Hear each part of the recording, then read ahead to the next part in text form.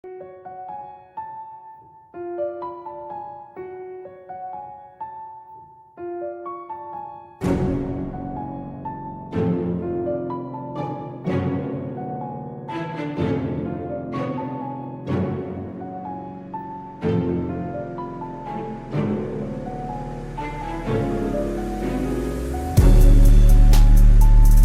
du coup, on va parler de notre sujet. C'est pour ça que le titre, c'est les médiums bien plus demandés qu'on le laisse entendre, parce que euh, on n'est pas vraiment au courant de ce qui se passe et de ce que l'on fait, euh, de ce qui se passe dans le monde au niveau des médiums, qui sont toujours discrédités et souvent considérés comme étant des charlatans.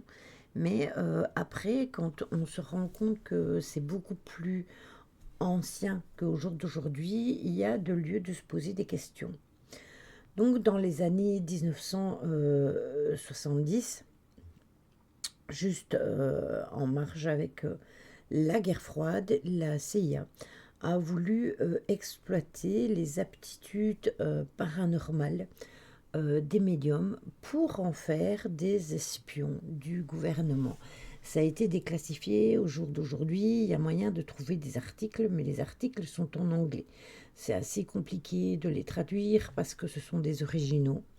D'où toute la complexité de comprendre les tenants et les aboutissants. Et c'est pour ça qu'il m'a fallu plus de temps pour réaliser le live, parce qu'il m'a fallu faire plusieurs recherches avant d'avoir quelque chose de bien et de plausible à vous expliquer.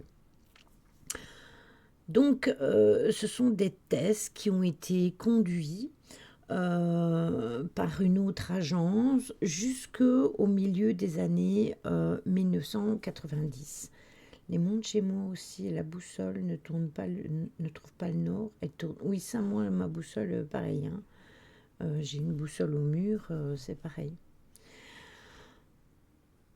Donc, si les histoires entières ont été étudiées en détail en nous permettant bien évidemment d'en saisir leur complexité, d'autres, par contre, demeurent complètement inconnues, demeurent complètement méconnues. En plus, c'est marrant, Nancy, parce qu'on n'est pas loin l'une de l'autre, donc du coup, ça peut, parfois, il peut nous arriver des choses qui peuvent être similaires. Début avril, dans l'Écho, une analyse du média de Warzone avait consacré un article aux incroyables du prix réalisé par la Ghost Army, une unité clandestine de la Seconde Guerre mondiale. En avril, Popular Mécanique est revenu sur un autre fait tout aussi incroyable, dans le sens où l'expérience est en marge donc de la guerre froide par les membres d'une mission clandestine de la CIA, l'une des agences de renseignement les plus connues des États-Unis.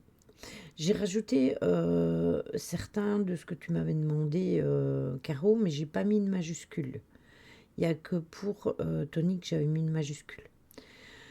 Leur but, c'est de soumettre des personnes réputées par leur capacité donc paranormale à des thèses visant à les transformer en espions pour le gouvernement. Donc, plus précisément, la CIA espérait tout simplement que les médiums découvriraient des informations classées top secret en lien avec des cibles qui étaient étrangères.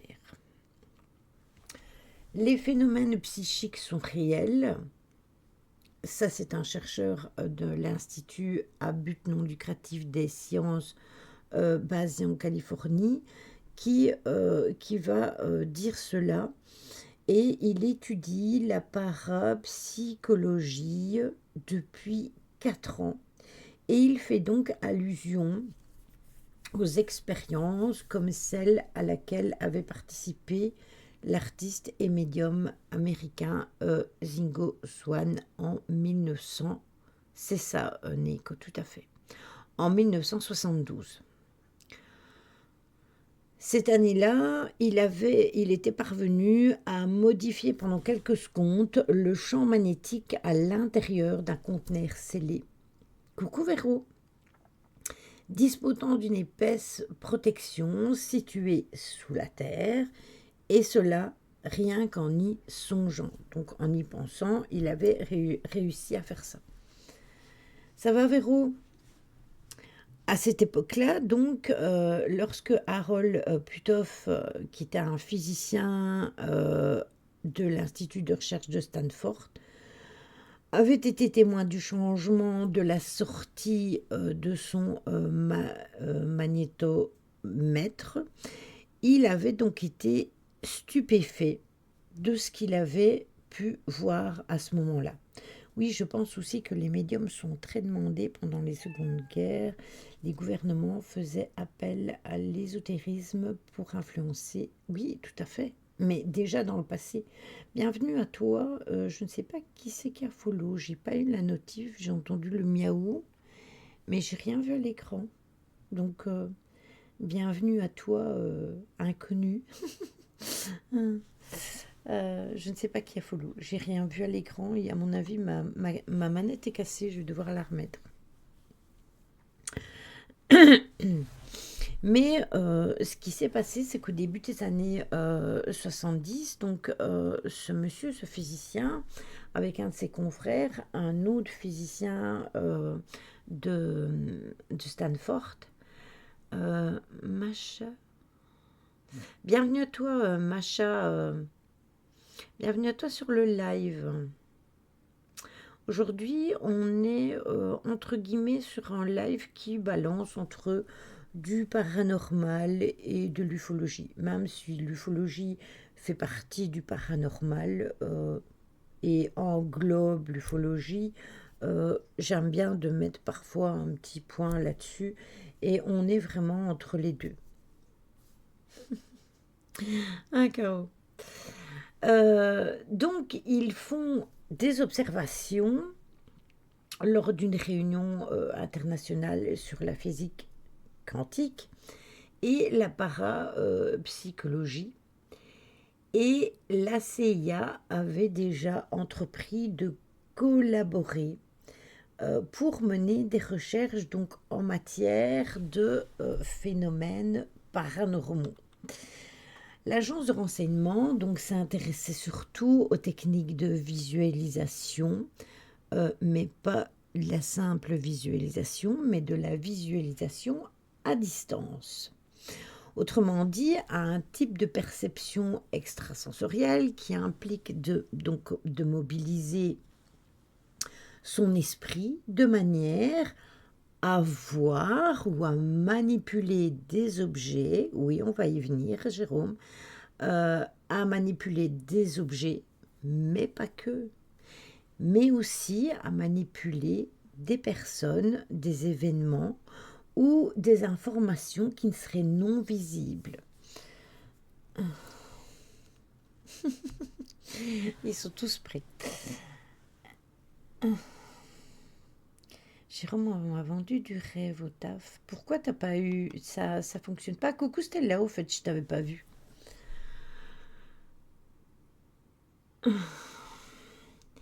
Quelques années plus tard, au milieu des années 80, la DIA, une autre agence de renseignement américaine, a repris ce programme en lui donnant le nom, comme le disait tout à l'heure Nico, de Stargate. Les recherches tournaient autour de 3 objectifs. Comprendre comment faire pour appliquer la technique de visualisation à distance à la collecte de renseignements avec des liens, bien évidemment, et des cibles bien précises qui étaient étrangères.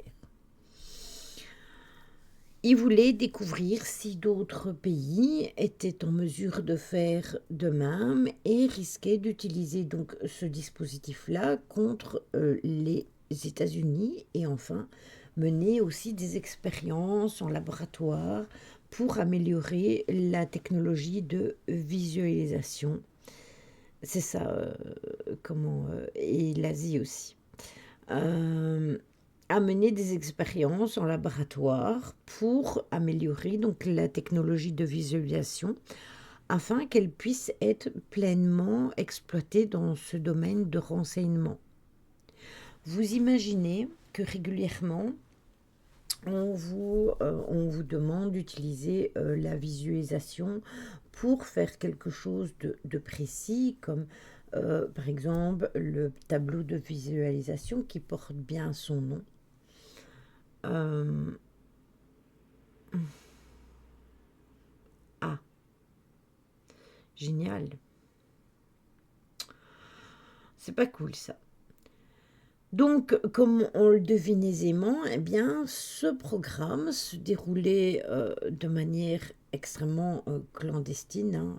C'était vraiment caché de chez caché.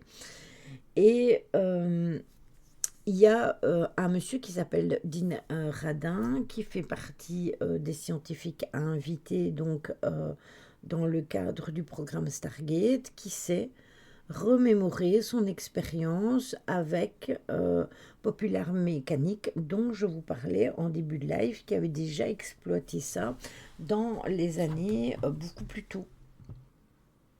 Ah ben oui, je me doute. Donc ça a donc révélé que le personnel chargé de la sécurité leur rappelait toutes les 2 semaines à lui et à ses confrères, bien évidemment, que ces expériences-là et ce travail-là étaient classifiés secrets. Il leur était ainsi demandé s'ils avaient des raisons de croire que quelqu'un qui ne faisait pas partie de ce programme pourrait être au courant de leurs agissements. Donc il fallait devenir un paranoïaque professionnel et ce monsieur s'est souvenu que c'était vraiment inconfortable de vivre cette situation, ce qui est tout à fait normal. Si ce mode de fonctionnement troublait autant ce monsieur, c'est parce qu'il était contraire à tous les processus scientifiques. Néanmoins, il dit avoir compris que le moindre outil développé dans ce contexte aurait été jugé trop précieux ou trop dangereux pour être rendu public. Ben, moi aussi, j'étais vraiment contente pour elle. Ça, franchement, je trouve ça. Il y a vraiment des gens qui utilisent le malheur des autres pour arriver à leur fin, qui sont totalement vénales. Je trouve ça moche, vraiment moche. Une étude indépendante du programme Stargate,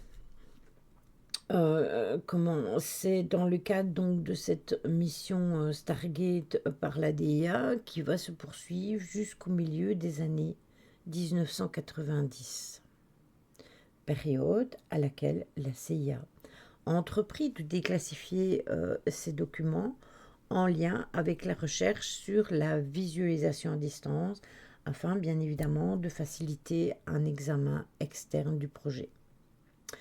Quand vous regardez, c'est pas si loin que ça. C'est vraiment pas si loin que ça. Très vite, la DIA lui a emboîté le pas et au cours de l'année 1995, la CIA a demandé à l'American Institute for Research, donc l'Institut de recherche américain. C'est une organisation à but non lucratif qui est basée en Virginie et elle est consacrée à la recherche en sciences comportementales mais aussi en sciences sociales pour mener à des examens externes donc de ce projet Stargate.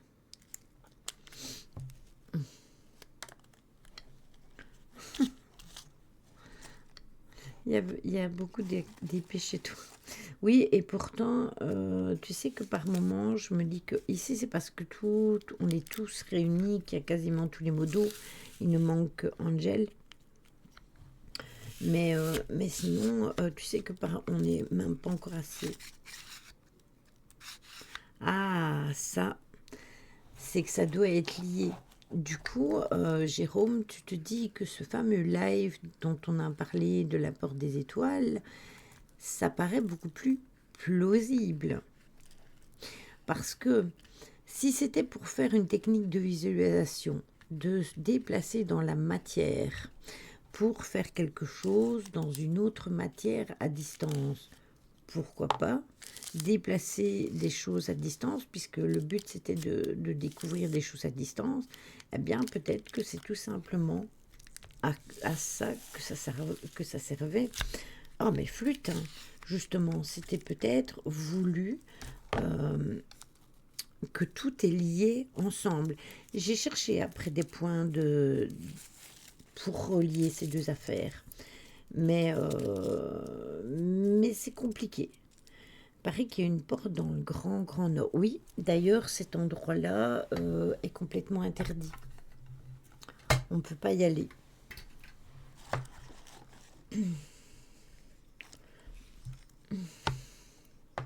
C'est ça. Oui, je pense que c'est dans l'Antarctique. Il n'y a pas moyen. Il y a déjà eu même des enquêteurs américains qui ont travaillé pour le gouvernement par le passé, qui ont essayé de faire des enquêtes pour avoir une réponse et qui n'arrivent pas à avoir de réponse à ce sujet-là. Mais oui, je suis d'accord avec toi, Caro. Il y en a une là qui est très très connue. Il y en a même qui ont vu parfois, qui ont même vu des vaisseaux s'envoler d'une, allez, d'un genre de cratère pour s'envoler vers le ciel. Alors, on ne dit pas que ce sont des vaisseaux nécessairement d'OVNI, mais des vaisseaux, il y a eu et ça a été vu.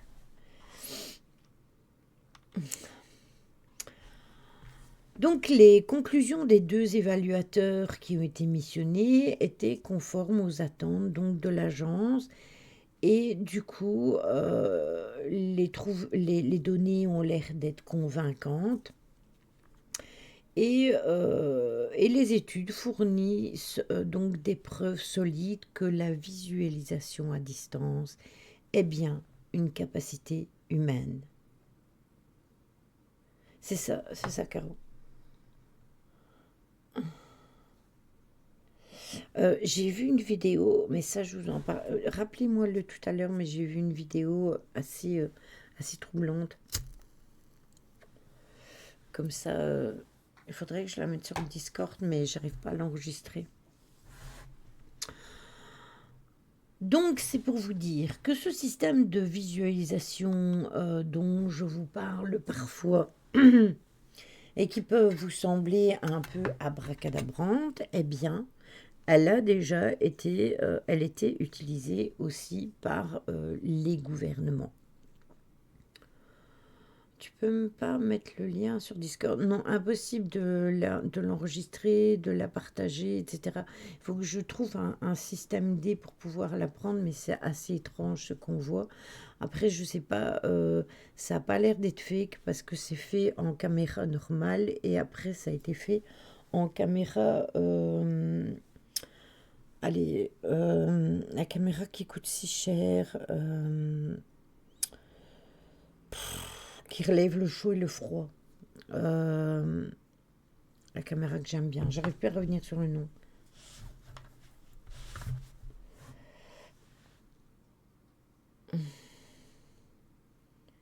Oui, c'est ça. En sachant que les recherches. Oui, voilà, merci. Une caméra thermique. Merci beaucoup. En fait, vous avez la vision sans la caméra thermique et vous avez la vision avec la caméra thermique. S'il n'y avait pas eu la caméra thermique, j'aurais pu dire c'est bizarre. Mais là, vous avez le format normal et vous avez le format de la caméra thermique et c'est interpellant. Vraiment. Donc, Donc, ce qu'il y a eu, c'est que la visualisation à distance était bien réelle et il a considéré donc que les découvertes qui avaient été faites sur les résultats du programme Stargate semblaient donc indiquer que quelque chose au-delà d'étranges statistiques, eh bien, c'était vraiment en train de se produire. Quand on regarde le ciel, 4 points qui changent de couleur, qui n'étaient pas là avant. Ça peut être des orbes, ça peut être autre chose, ça peut être plein de choses. Il y a eu aussi, donc dernièrement, quand je dis dernièrement, c'est en 2008, en 2009 et en 2010, donc c'est pas si vieux que ça, plusieurs groupes de personnes, médiums et voyantes, qui vont ça va être un groupe qui va être constitué pour faire des recherches organisées par des grandes écoles et des universités. Leurs travaux visaient à avoir des renseignements sur les causes du réchauffement climatique, sur les univers multiples ou encore pour tenter de prédire des événements futurs. Et j'ai envie de vous dire que c'est encore comme ça au jour d'aujourd'hui, parce que j'en ai encore vu il n'y a pas si longtemps que ça. Un truc où c'était une petite vidéo sur YouTube et où il demandait si on avait allez, si on avait vécu des choses qui pouvaient diriger vers un futur. Oui, il y a beaucoup de choses.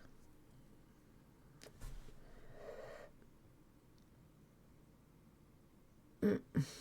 Attention que vos téléphones peuvent être manipulés à distance, hein, sans être paranoïaque. Hein, sans être paranoïaque, il y en a qui ont la possibilité à distance de déverrouiller votre téléphone, de mettre le Wi-Fi, de mettre le Bluetooth, de mettre tout ce qu'il veut sur le téléphone. Hein. C'est pas d'aujourd'hui, hein, le téléphone est une manière est une façon de pouvoir vous observer et de voir ce que vous faites.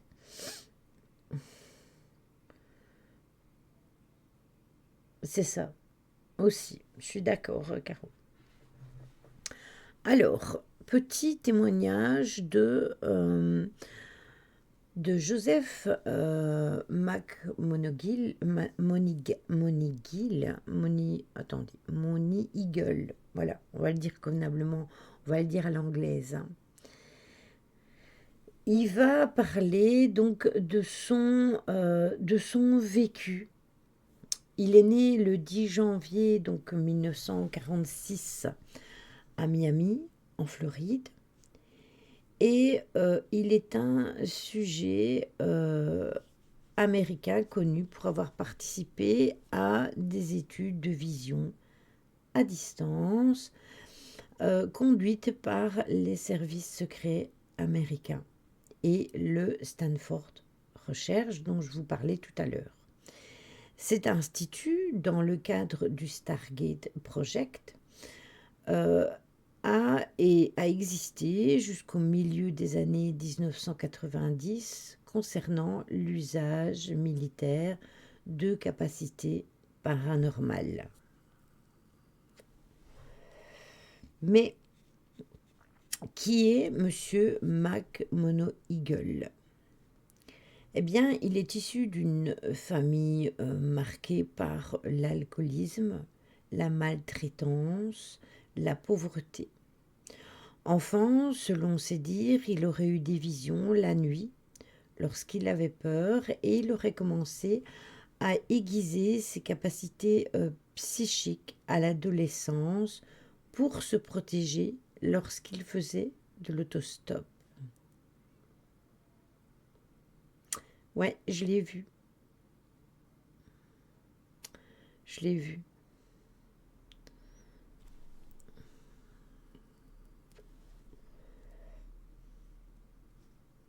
Mais alors, Facebook est surveillé, tout est surveillé. Vous n'avez même pas l'idée, votre compte Google est surveillé. Tout est surveillé. Donc, faites attention. Et puis, les piratages, hein, Brian s'est fait pirater il n'y a pas si longtemps que ça.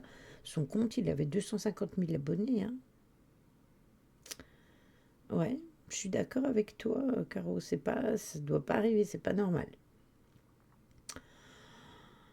Donc, il vivait dans une certaine pauvreté et quand il a vécu ça, eh bien, il a essayé de se protéger, non pas de choses paranormales, mais du genre humain. Il s'est engagé à l'armée en 1964, il avait 18 ans, et c'était dans le but, tout simplement, d'être loin de sa vie de famille qui était houleuse et en pleine agitation. Fais attention, je ne sais pas si tu as tes comptes en banque et tout ça sur ton téléphone, mais fais quand même attention à ça. Il existe des antivirus pour téléphone, hein, donc faites attention à ça. En 1978, il devient donc un télépathe expérimental alors que à ce moment-là, il servait déjà dans les services de renseignement de l'armée américaine. Et il va donc rejoindre le programme Stargate. Il va y avoir une audition de plus de 3000 personnes et il n'y a que 6 personnes qui vont être retenues pour cet essai et dont euh, Mac Mono Eagle qui reçut le nom de code de voyant à distance 001. Et tout ça s'est fait dans l'unité du fort Meade dans le Maryland. Selon lui, la vision à distance, au-delà des limites du temps et de l'espace, est bien une réalité.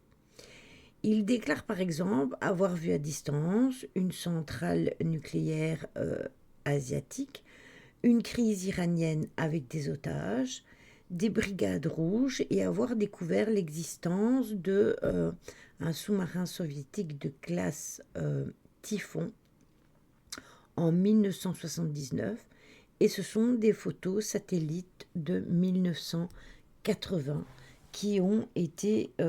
sont venus confirmer ces dires.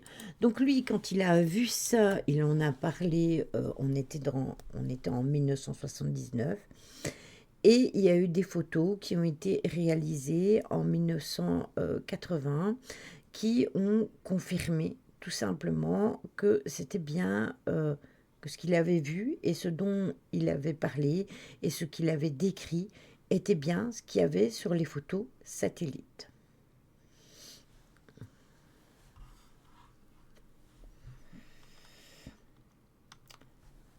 Selon Mac Mono Eagle, ce programme de vision à distance a été interrompu parce que les personnes qui étaient impliquées à cette époque-là avaient eu peur du ridicule du fait de leur association avec des phénomènes psy et cela entraînait donc des risques pour la continuation de leur carrière. Donc selon la CIA, le projet va donc être interrompu parce que les résultats ne sont pas assez probants et révèlent et donc c'est sans intérêt pour eux et pour les services secrets.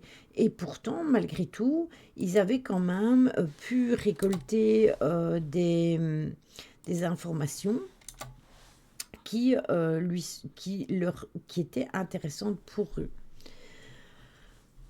Donc, Joseph Mono, qu'est-ce que je raconte, Monigal, euh, est soutenu par Charles Tart et il reçoit la Légion of Merit, donc la Légion d'honneur, pour service civil rendu à l'armée. Donc, il a eu son tracé d'armée puis son tracé où il était toujours oui c'est ça la médaille du mérite, où il était toujours dans l'armée, mais il servait entre guillemets d'espion. Voilà. il a quand même été décoré. Donc il y a quand même des choses qui sont bizarres.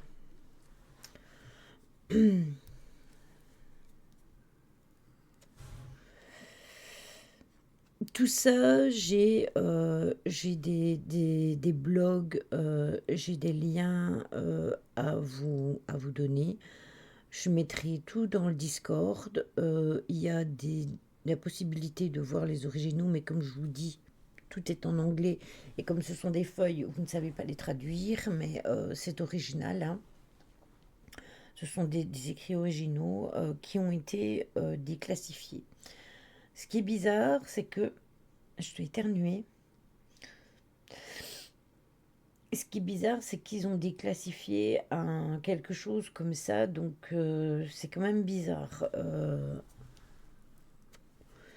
Et c'est de là qu'on va justement en parler parce que la CIA va déclassifier ses études sur la télépathie. Donc comme l'agence s'est penchée sur toutes ses facultés, et elle a été quand même vachement influencée par les résultats de Uri Geller, qui était un homme qui arrivait à tordre des petites cuillères à distance. Donc c'est là qu'ils vont s'intéresser à la télépathie et à la psychokinésie. Ils vont se demander si ça existe vraiment et s'ils peuvent l'utiliser comme étant une arme.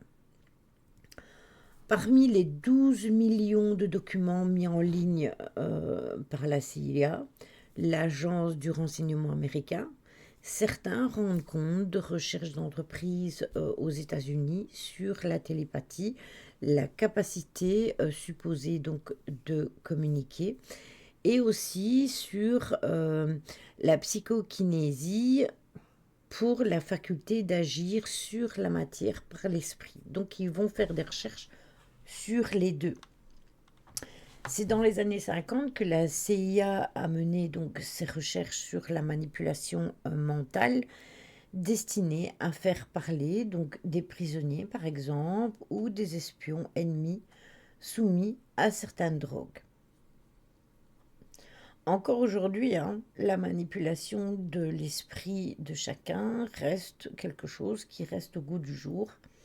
Et c'est ce qu'on essaye de faire avec vous, hein, avec certaines informations qui sont complètement fake. C'est du testing, hein. On teste pour voir ce qui marche et ce qui ne marche pas, tout simplement. C'est de la manipulation mentale, même si elle n'est pas faite à distance, c'est toujours de la manipulation quand même. Ils sont persuadés que donc les soviétiques menaient des expériences sur les pouvoirs de l'esprit sur la matière et donc l'agence a imaginé un projet baptisé Bluebird et il a été suivi par de nombreuses recherches qui vont s'intéresser donc à la télépathie et à la psychokinésie. Je vous rappelle que la psychokinésie, c'est de faire bouger quelque chose dans la matière ou de le transformer. Et la télépathie, c'est d'être en symbiose avec quelqu'un au même moment et à dire la même chose et à être connecté. Je vous rappelle quand même que tous les êtres humains de cette terre sont connectés les uns aux autres. D'ailleurs, Tony aime à le dire, nous sommes tous des petites pièces dans un grand mécanisme. Donc, il faut savoir que déjà, ça peut arriver avec quelqu'un avec qui vous partagez pas mal de choses. Plusieurs fois, moi, ça m'est déjà arrivé de dire quelque chose et qu'au même moment, quelqu'un d'autre dise la même chose que moi. Ça m'est déjà arrivé avec Caro ici sur le live, ça m'est déjà arrivé avec Ryan aussi en privé, ça m'est déjà arrivé avec mon chéri ou avec des personnes avec qui je suis. Au même moment, on pense à la même chose et on le dit, et parfois on le dit même sur la même intonation. N'est-ce pas? Donc le dernier programme du genre s'intitulait donc Stargate, on en a parlé tout à l'heure. Et l'apport des étoiles s'est achevé en 1995. Dans le cadre de ces recherches menées avec le Stanford Institute, il y a un Israélien qui s'est rendu célèbre, donc en tordant des petites cuillères, c'est ce que je vous disais en début, et des clés à la télévision. Il a donc été invité à se soumettre donc à plusieurs expériences en 1973. Ouais, tu es dans ma tête. Dans un compte-rendu d'expérience, eh bien, qui est aujourd'hui que l'on peut consulter, Uri Geller est placé dans un local opaque et ce local est complètement insonorisé. Il est isolé des champs électriques et il devait dessiner le mot pointé du doigt dans un dictionnaire ouvert au hasard de plusieurs centaines de mètres de là. Donc il était dans une pièce. Et cette pièce était complètement... il ne pouvait rien voir à travers cette pièce, il ne pouvait rien entendre non plus, il n'y avait pas de champ électrique et vous aviez quelqu'un beaucoup plus loin qui pointait des mots sur le dictionnaire et lui devait les dessiner. Ces dessins qui ont été réalisés ont été mis en ligne et par exemple pour le mot détonateur, il va dessiner une dynamite.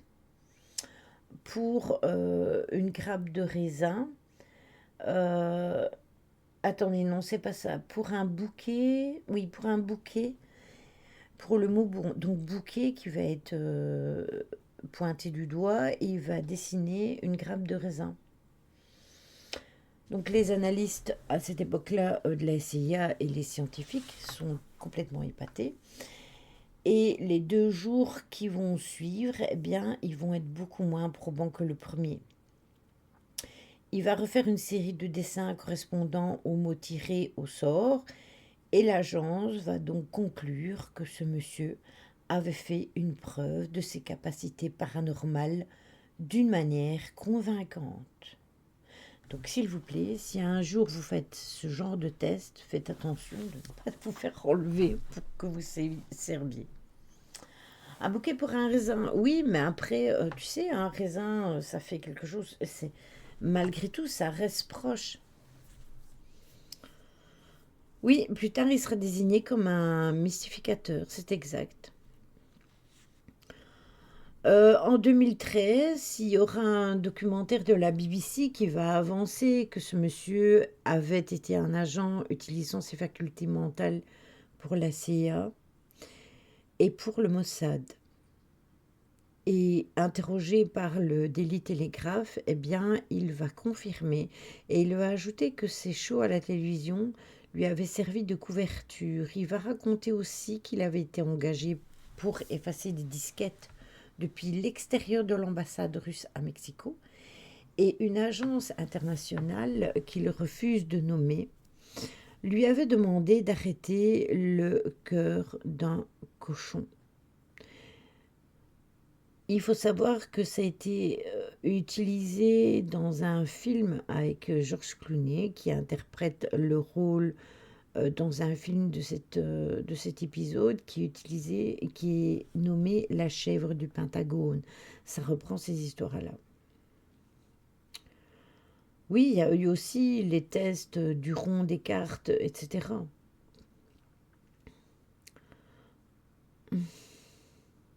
Ça ressemble pas trop, mais c'est proche.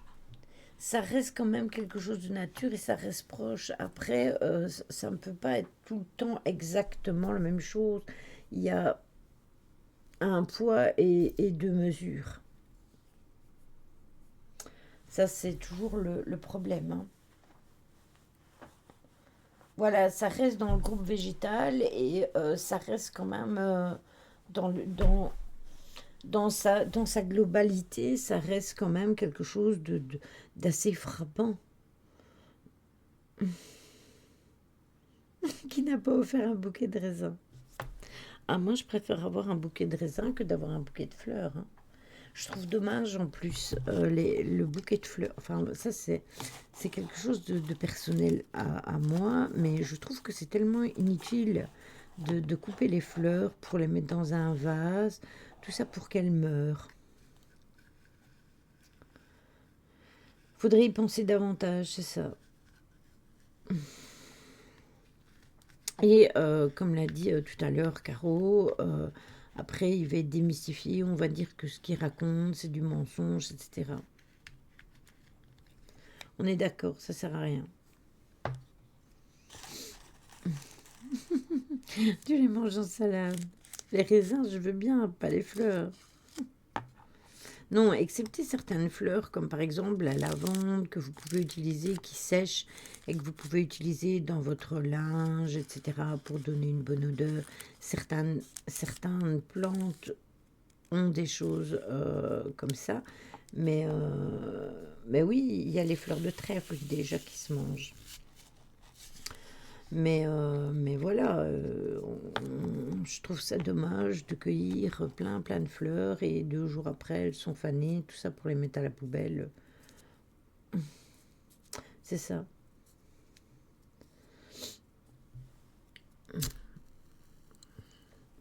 Capucine pensée, la fleur de courgette, oui. Mais le trèfle, je sais que la fleur de trèfle, on peut la manger ainsi que le trèfle. Mais je sais qu'il faut faire attention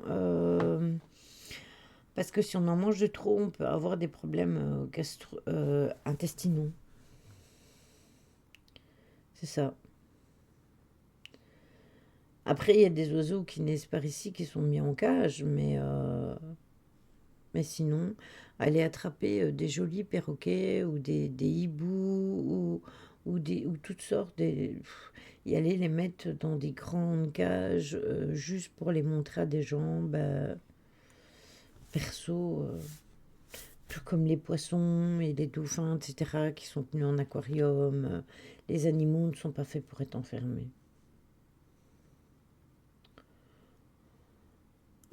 Un Véro. Ah.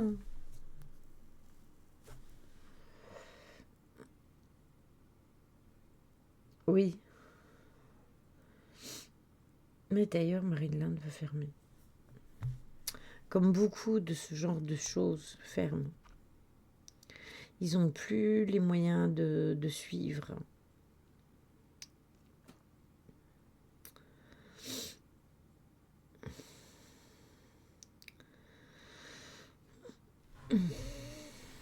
Alors tout à l'heure, je vous parlais de la Ghost Army et c'est pour une bonne raison parce que je voulais enchaîner sur quelque chose qui est perturbant mais qui va peut-être, sans faisant mes recherches, hein, que je suis tombée là-dessus. C'est dans les suites des recherches de ce que Caro m'avait envoyé. Il y avait un sous-article que j'ai ouvert et j'ai été gratter un peu là-dessus. Euh, il y a des incroyables du prix d'une unité clandestine depuis de la Seconde Guerre mondiale. On est tous en cage, une grande cage qui s'appelle la Terre. Oui, et puis c'est ce que mon mari me disait il n'y a pas si longtemps que ça, Chad.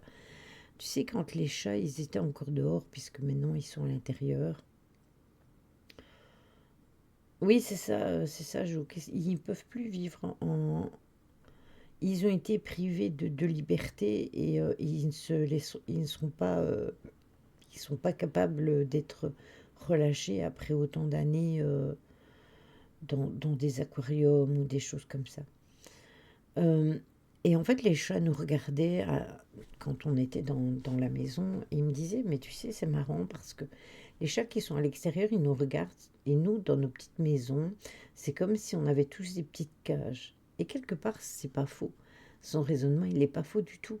Derrière notre grand baie vitrée, nous, on est renfermés dans un petit carré avec plusieurs pièces.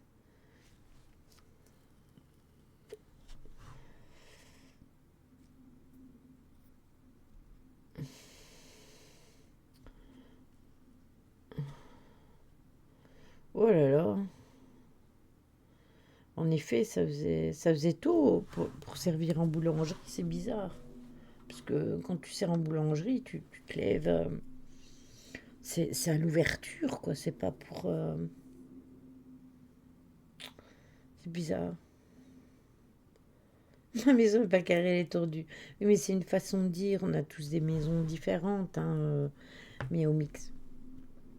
Mais c'est pour dire. On est tous renfermés dans un genre de cage avec plusieurs pièces dedans, où on se croit être chez nous alors qu'on est observé de partout, de ce que l'on fait, et puis voilà. Donc pour ce qui en concerne la Ghost Army, pendant la Seconde Guerre mondiale, il y a eu 1100 artistes et ingénieurs du son qui ont été recrutés par les gouvernements américains pour créer des fausses attaques, euh, pour sauver des milliers de vies. Les tactiques utilisées sont encore appliquées dans les conflits actuels. Je ne vous donnerai pas les pays. Certes, il y en a qui en sont vraiment vrais, hein.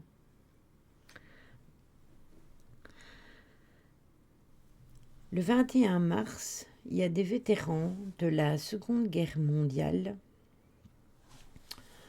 Bernard Bluestein, 100 ans, Seymour Nussbaum, 100 ans également, et John Scritman, 99 ans, qui ont assisté à une cérémonie au Capitole des États-Unis. Là-bas, les trois hommes ont reçu la médaille d'or du Congrès, la plus haute distinction de ce type pour leur implication dans les troupes spéciales du 23e quartier général, aussi connu sous le nom de l'armée fantôme ou la Ghost Army en 1939 jusqu'en 1945. Ces récompenses surviennent à un moment clé de l'histoire, notamment marqué par une certaine guerre qui a fait peur à tout le monde il n'y a pas très longtemps. Elles permettent de remettre en lumière les exploits de tromperie et de distraction réalisés par cette unité, dont les tactiques ont été dépoussiérées par l'auteur et un scénariste qui s'appelle Rick Bayer, qui a réalisé en 2013 le documentaire de Ghost Army, dans lequel était exposé le rôle méconnu de cette unité militaire clandestine.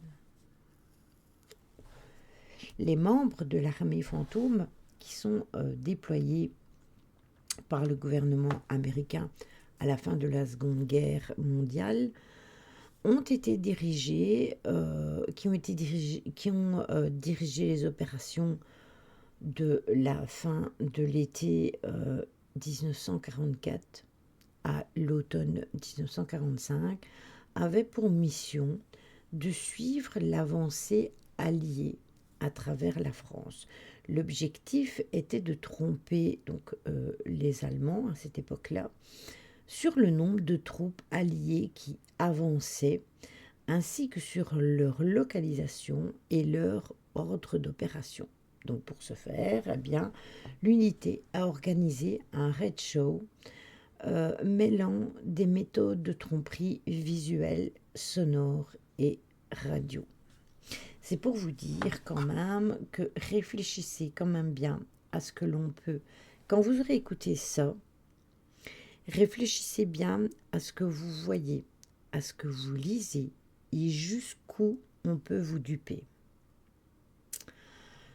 L'armée fantôme comprenait plus de 1100 artistes et ingénieurs qui sont recrutés à New York et à Philadelphie en janvier 1944. Elle est composée de 4 unités différentes. Vous avez les ingénieurs qui sont le camouflage responsable de la tromperie donc visuelle. Vous avez le signal compagnie spéciale qui lui était responsable de la tromperie radio, et le 3132 Signal Service Company Spéciale, qui lui était responsable de la tromperie sonore. Vous aviez le 406 Energier Combat Company Spéciale, qui lui était responsable de la sécurité globale de l'unité. Donc eux, ils étaient responsables de tout le reste. Leur but était d'organiser de fausses attaques à l'aide de sons d'explosion diffusés par des haut-parleurs, ainsi que des chars et des véhicules gonflables, laissant croire aux troupes hitlériennes que les forces américaines étaient bien plus nombreuses que la réalité. L'armée fantôme a mené plus de 20 campagnes de tromperie à grande échelle, ce qui a permis de sauver la vie de 15 000 à 30 000 personnes. Plusieurs décennies après la fin de la guerre, l'armée américaine... Bonsoir Mickey57, bienvenue à toi sur le chat. Eh bien, l'armée américaine va juger donc que rarement, voire jamais, un groupe composé de si peu d'hommes a eu une énorme influence sur l'issue d'une campagne militaire majeure. Des utilisations récentes ont été faites parce que c'est en juillet 1945 que l'armée fantôme va retourner aux États-Unis, et à la suite de la capitulation japonaise le 2 septembre, eh bien, elle fut désactivée donc le 15 septembre de la même année. Tout au long de la guerre, la nature hautement secrète du travail réalisé par cette unité, tant au sein de l'armée que parmi les familles de ses membres, impliquait que le public était peu informé de ses exploits, forcément, surtout en temps de guerre. La situation est restée en l'état pendant plusieurs décennies jusqu'à ce qu'il y ait un article qui soit publié en 1985, donc par le Smithsonian Magazine, qui fut le premier magazine à dévoiler cette histoire après 40 ans d'embargo.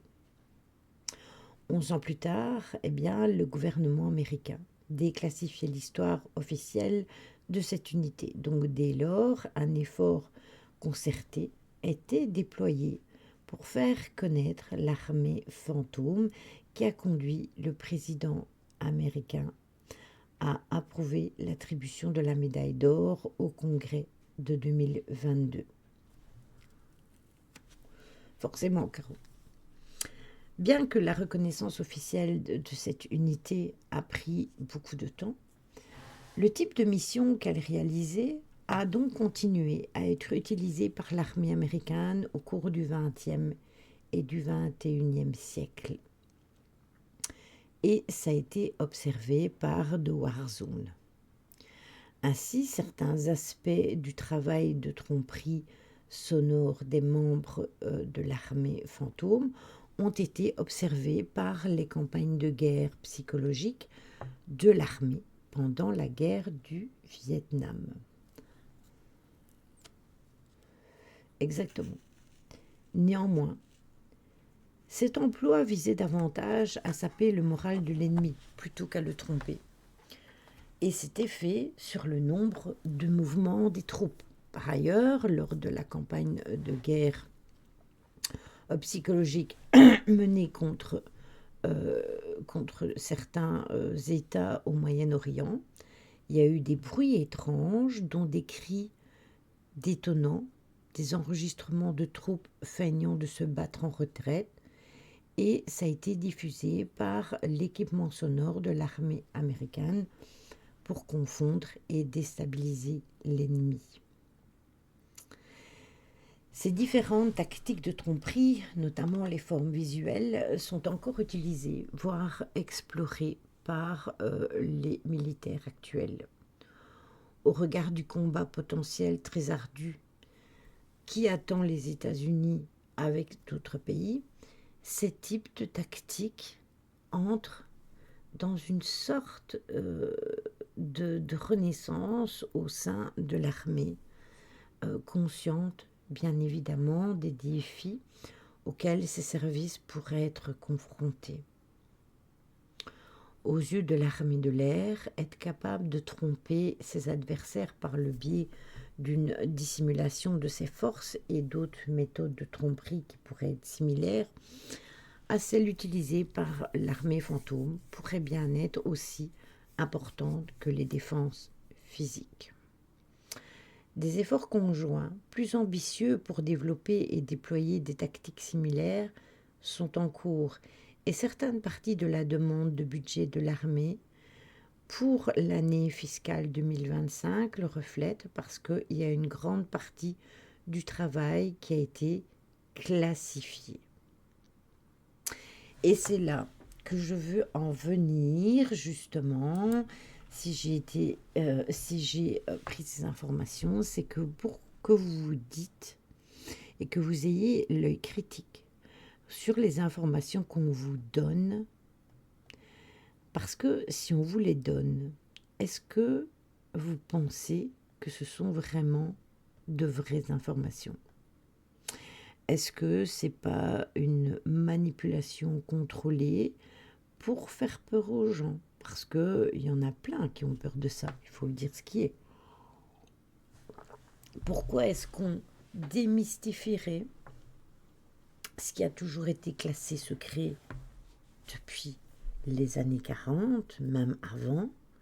Pourquoi est-ce qu'on les démystiferait aujourd'hui? Pourquoi on dirait « Ah ben, en fait, on ne vous a rien dit jusqu'à maintenant, mais ce que vous voyez et ce que vous avez déjà vu, c'était déjà ça. » Et pourquoi depuis quelque temps il y a plein de déclassifications? C'est ça. Si c'est une manipulation comme d'habitude, oui, exactement. Alors, loin de moi de croire que nous sommes les seuls êtres humains dans toutes les galaxies. Je ne pense pas que ce soit ça. Mais attention qu'ils ont le pouvoir de créer des hologrammes extrêmement parfaits. Donc il faut vraiment faire attention et les informations sont vraiment à prendre avec des pincettes et à observer. Et c'est pour ça que je vous disais cette vidéo dont je devais vous parler, parce que je vais enchaîner là-dessus. C'est une vidéo d'un avion où noyait le réel du faux. C'est ça. C'est ça, Jérôme. Et en fait, vous voyez, cet avion qui est dans le ciel, ça a été pris par des... ce sont des photos qui ont été prises par satellite. Excusez-moi, c'est l'eau pétillante.